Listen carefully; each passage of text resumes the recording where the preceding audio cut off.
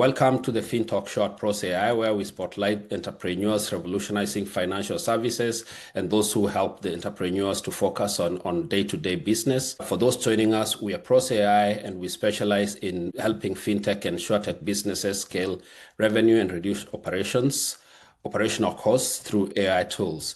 If you're looking to take your business to the next level, stick around. And if you want a free growth consultation, just drop us the word growth in the DMs and we will get back to you. Our guest today, I'm really thrilled to introduce Danielle Moore, founder and CEO of Moore Consulting, LLC, a company that is transforming how B2B sales teams approach go-to-market strategy in fintech, technology, and financial services at large. While most consultants send in junior analysts, Danielle personally leads every engagement, bringing senior-level insight into her experience across buy-side, sell-side, and global strategy teams. Welcome to the show, Danielle. Thank you so much for having me. It's a pleasure to be here. Let's start with your story. I mean, tell our audience who is Danielle and what's the origin story of Moore Consulting? Oh, absolutely. So I spent 20 plus years across financial services, from buy-side trading desks to sell-side algorithmic trading. After years on both the buy and sell side, I joined BCG's Expand Research, where we benchmarked financial institutions and data providers, helping leadership teams to compare efficiency, cost, and technology performance. And that really gave me a front row view of how institutions evaluate their partners and what separates top performers from the rest. And following that, I joined London Stock Exchange's data and analytics group in a sales strategy and enablement role, which I really got to take all of the tools and experience that I brought to the table and put together a framework to shift those sales teams from intuition-based selling to being much more customer-centric, having been the client and sold to the client, and data-driven. I started out as a data geek on a hedge fund desk and kind of bring that into everything that we do. Leaving there, I was very passionate about what good looked like. How do we put the client at the center of everything? And that's really what drove me to found Moore Consulting. Is I want to keep seeing brilliant fintech and data providers who have outstanding products, but their sales motion hasn't caught up with their innovation, and helping those companies to scale sales in the same precision and with the same intelligence that they bring to building their own products. It's really a joy to see. That's amazing. You saw this gap that a lot of people didn't see, being on both sides, the buy side, sell side. You could see how these organizations, and you saw a gap, and you decided, I can build something better, consultancy where customers come first, where senior level consultants actually do the work. But honestly, what gave you the confidence that you could compete against the likes of McKinsey or all the big players? I mean, so my experience, both from the inside as well as client side with the large consulting firms, the gap that I see is really deeply understanding the client's business.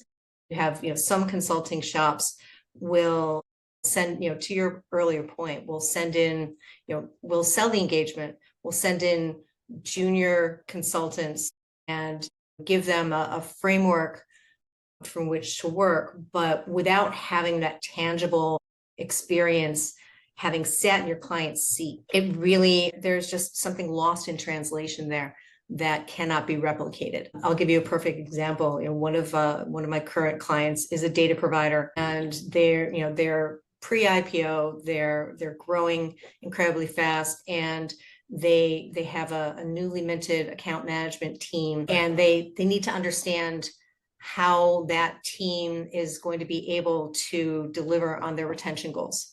Right. So assessing those account managers and delivering a program to help them bring that to life. You have other firms that focus on sales advisory, but what those firms lack is the ability to really deeply understand their business and their clients' workflow and incorporate that into the program. So it really delivers a highly bespoke program that is, where they have confidence that that our team deeply understands their clients' needs. Right, right. And this gives you this unique landing where people know you're going to invest the time, you will understand their business, and you deliver something special. Now, the B2B sales consulting market is obviously a very big market. There's huge firms, boutique agencies, fractional sales leaders, but you chose to specialize specifically in fintech, technology, and financial services with a customer-centric, data-driven approach. What gave you that laser focused insight? Why I'm not sorry, why not just general sales consultancy? Why did you focus specifically in these areas? well, it's funny. It's something that it's something that I try and help my clients with as well. If you paint the sky and you're not deeply focused, especially in those early growth years, you will die in mediocrity. I mean, I have clients who are not in fintech, in data Right, sales, and they've gotten a tremendous amount out of working with us. Focusing highly, I'm able to carve out a niche where people know exactly who we are and who we're for. right, And that makes it much easier with people understanding how we can help them. I think that focusing deeply, we can always expand later to right. to other verticals. Yeah, But let's start with with what our unique position is. right, Bring the best of what we have to a specific audience and right. be able to build that way. And it's something that it's something my last client that we just onboarded, that was where we won over another sales advisory, was because our deep knowledge of what they do and what their clients do. Right. So this focus actually acts as an advantage on your side. And I think that so many firms, well, number one, for the smaller growth companies, they're not going to be able to hire a KPMG, a BCG, and having a boutique that is just focused on your Right. success is incredibly appealing. Right, right. You're more like a growth partner to them rather than just another consultant. Well, and the way that we go to market, we keep our offerings. We have a modular model. So we have three core offerings. We start with a sales audit. It's a fast, data-driven diagnostic that Right, surfaces pipeline risk and forecast blind spots. We have sales effectiveness workshops that are interactive and install repeatable sales motion, sharper messaging and execution discipline, and a sales kickoff design and delivery, which is a full service SKO program that turns annual meetings into lasting alignment and measurable performance. And by keeping that, call it, fintech and data providers from Series A to pre-IPO, they love that they can start small and see right, immediate impact and expand into a deeper partnership, and it fits how scaling companies actually buy. And that's right, something that we try and help our clients with, trying to understand how your clients buy and meeting them where they're at. It's something that I wish wasn't unique, but right, I'm coming to find that is not the sales motion that many are out there helping with. right. But the numbers also back you up. I've looked at your statistics. You talk about sales pipeline increasing by 212%, quite staggering. Increase in revenue more than 30%. If you think of a success story, one client where you had seen, they've stagnated completely, but they brought you in and they said, look, this is where we are, and you actually help them to catapult their sales or their revenue.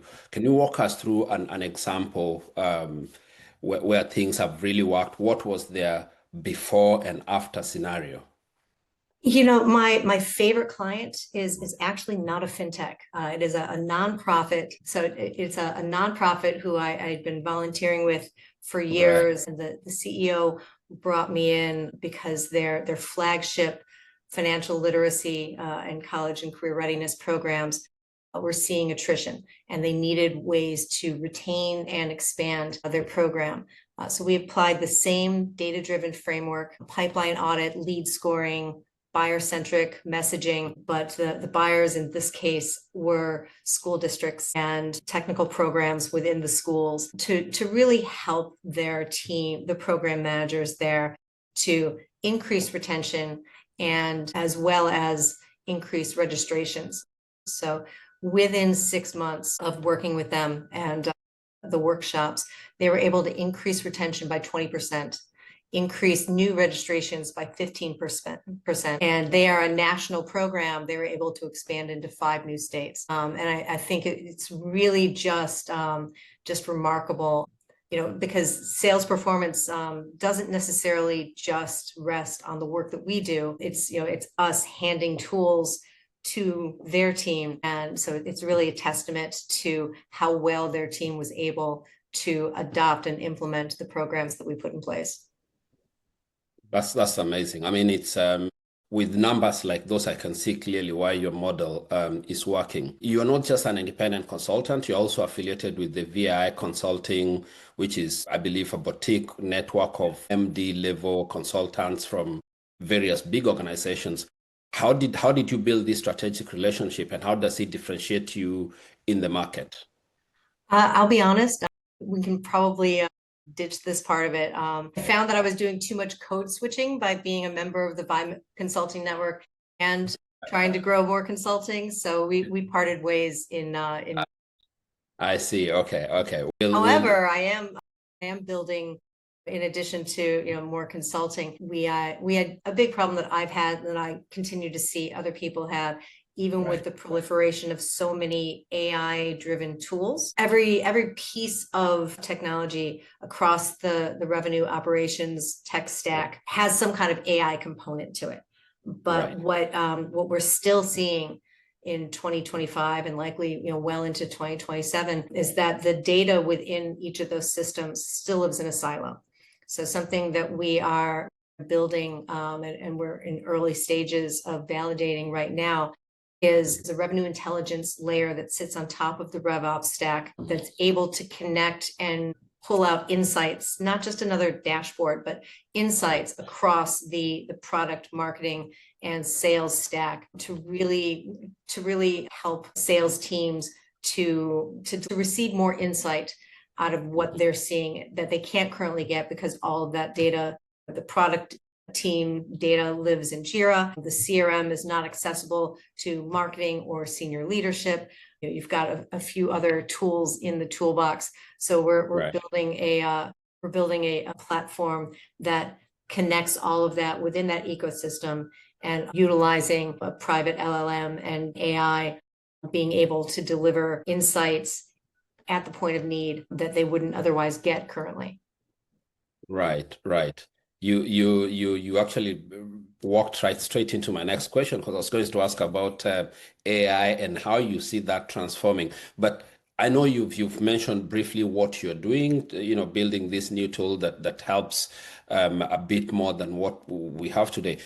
In terms of your clients, when you go to your clients and you see what's happening now with AI, everyone's scrambling to have something going. How are you actually helping your clients navigate this space at the moment? Well, it's difficult, particularly in such a highly regulated environment such as financial services. I think originally FinTech was incredibly excited that there was this industry where they could bring innovation, and a lot of that has been slowed because of all of the regulatory requirements that need to be met with regard to data, material non-public information. Something that we're building into More Connect is evaluating, are some of the insights that are drawn from the system, does it create synthetic material, non-public information? And while there's no regulation on that yet, you do want to future-proof. I think we're in early innings in AI. There are definitely some efficiencies that we're seeing, but I think that once we get past the generative AI phase and more into the agentic AI phase, you're starting to see some of that getting pushed out now, but it's early days. There's a lot to be proven. And while AI can do things faster, there's an accuracy gap that we're currently seeing with AI tools that still needs to be addressed before it'll be institutional grade. Right. And this accuracy gap is it can be a bit of a concern, especially when looking at fintech in particular. And this is your area of specialization in fintech. It's also a hugely complex industry with the regulatory environment, as you mentioned, is not the most straightforward, but also but that's what keeps the challenge, and that's what keeps the excitement going. It's such an exciting area to be in. What do you see also in terms of the sales cycle? I know you love the challenge of this, regulatory challenge, but does that also increase the sales cycle? Because I know from industry experts, there seems to be, talk of, the sales cycle increasing quite a bit in fintech. Do you see that with your clients? I absolutely do. And it's something that we work on when we're thinking about metrics that help to grow revenues within the space. Something that is a game changer is accelerating the sales cycle, being able to accurately assess how long is your sales cycle, are not great at tracking that. And especially when you're in B2B and you're in financial services, sales cycles can be 9, 12, 18 months long or longer, depending on the size, of the deals and depending on the complexity of the implementation. So how do we accelerate, how do we compress that timeline? And some of it is just removing buyer friction. Buyers want to buy, but they have large buying teams. The number of people involved in a buying committee continues to grow, and you really want to reduce friction for them. Something that has come out in recent years that I utilize and that I suggest for all my clients are deal rooms, where it's because we want to in our personal lives, we are used to instant gratification. If we buy an app, we go online, we go to Amazon, we buy what we want, and it gets delivered. And we need to bring more of that frictionless ability to buy to the B2B sales process, and having a deal room where where you can put everything that your client needs to know. You can communicate asynchronously with comments there, and your buyer can go there and also invite other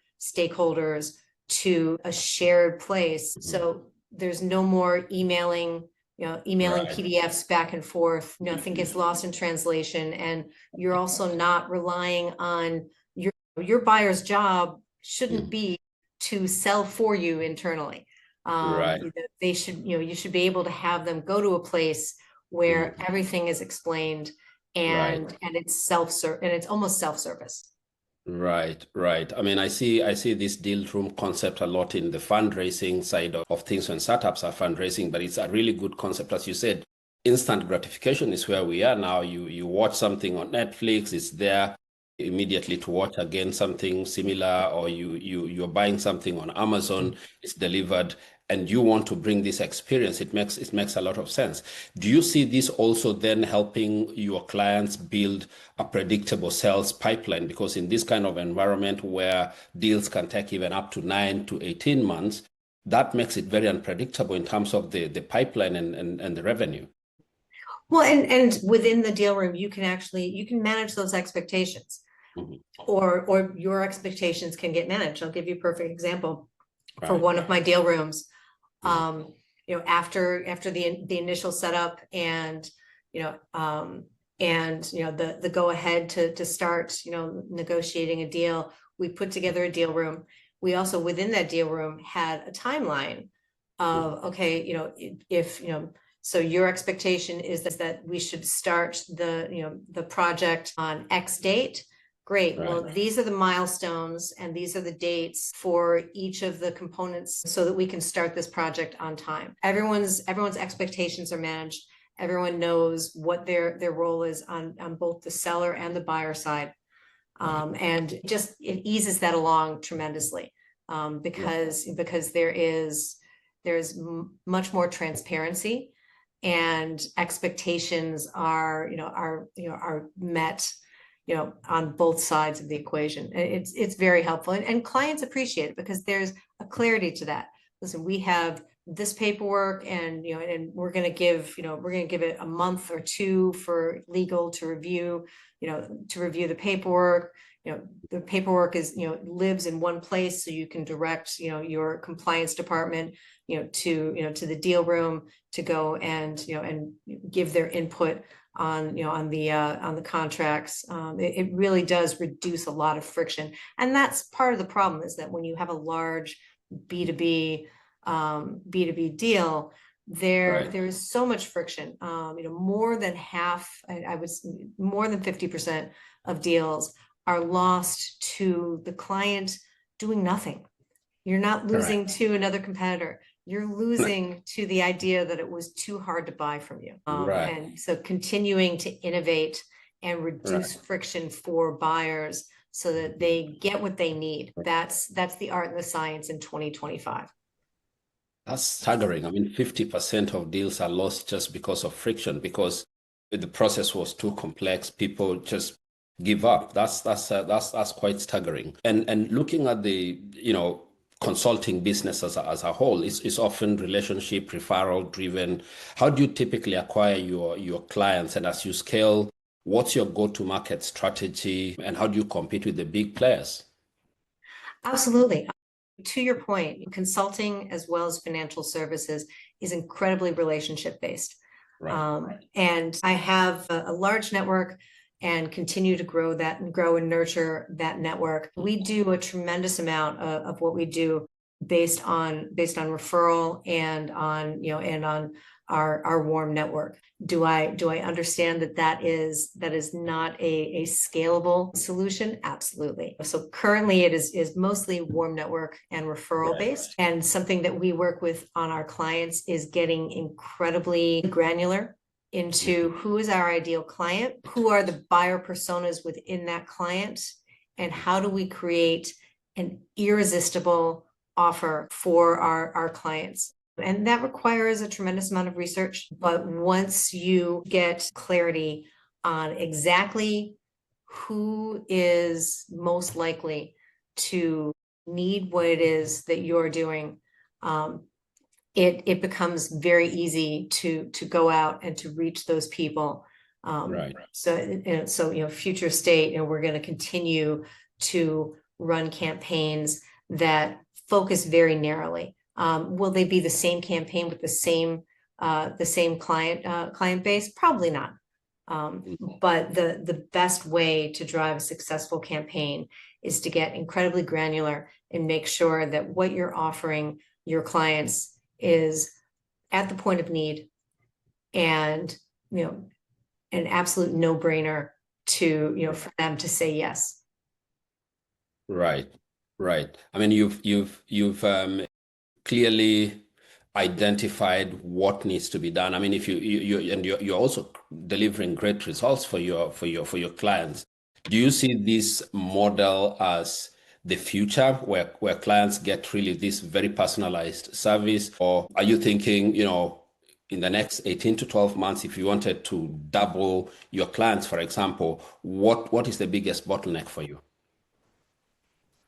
I think the biggest bottleneck, at least right now, I don't know about you, but my inbox fills up with cold outreach, my DMs. I have an entire other folder in my LinkedIn DMs. I see a lot, and we are mostly fighting to be the signal in a very noisy, tech-enabled environment. And how do you stand out from the crowd? And the only answer is to be authentic, to be trustworthy, and to be, that singular. This is our unique selling, proposition, and Right. people know deeply who you are. So next week, we're not going to say, we help consultants, and then the next week, oh, we help SaaS providers. You are Right. always going to see the messaging from us that, Right. hey, we are who you need to talk to if you are a data provider or a fintech selling into financial services. This is what we know. This is what we do incredibly well. And Right. that is what is going to help people to stand out, is Right.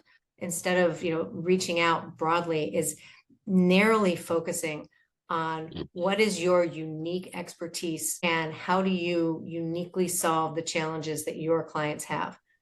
Right, right. And of course, when you look at your mission, it's all about making sales strategy actionable. Sales strategy should speak your customer's language first. That's what you say. That's powerful. It's powerful, it's contrarian. But looking at 3 to 5 years out, what does success look like for more consulting? I think for more consulting, 3 to 5 years out, is success is expanding to not only help help with our current ICP. I'm also speaking with some accelerators and venture capital firms to really put together a sales foundation for the startups in their accelerators. Right. So being able to help clients to really understand and put in a sales foundation, because in any sales engine, you've got people, process, and technology. And Right. sales success for us looks like being able to help more sales teams and founders to build that foundation and to understand that this is a living, breathing entity that needs to continue to evolve as they grow. A founder-led team is going to have a much different sales motion than a Series A company, than a large matrixed organization. Right. And being able to service all three of those client bases with the same rigor and attention to detail is, that is our scaling ambition, is to be able to grow and create more efficient, effective sales engines. As a customer, having sat on the other end of a bad sales pitch, I would like to make customer-centric and data-driven sales go to market the norm rather than the exception. Right, right. No, that's actually quite unique, quite powerful. Also, they're speaking to the accelerators in particular to try to put this sales foundation at the very core of what they're doing, because I feel let's get sales right at the beginning, and then faster that a founder is able to to improve their go-to-market message, their go-to-market motion.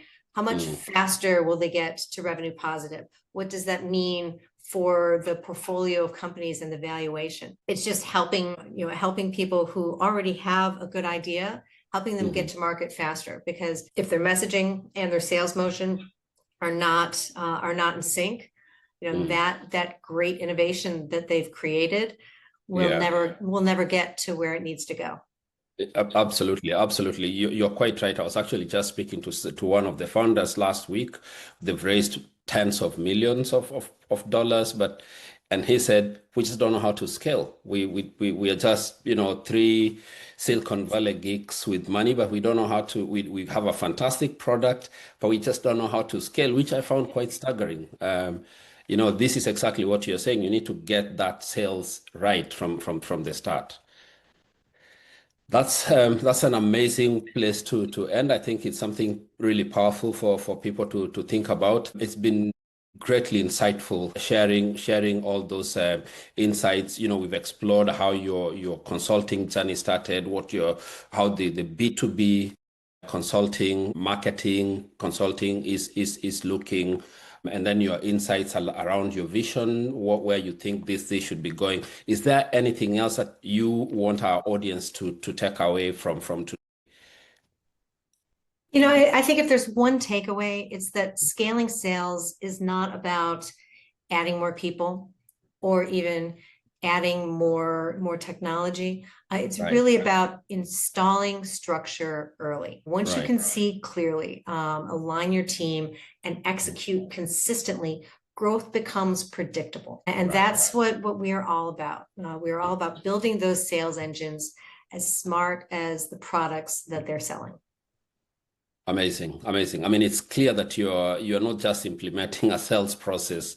You're giving sales teams clarity, customer-centric frameworks and data-driven systems to scale.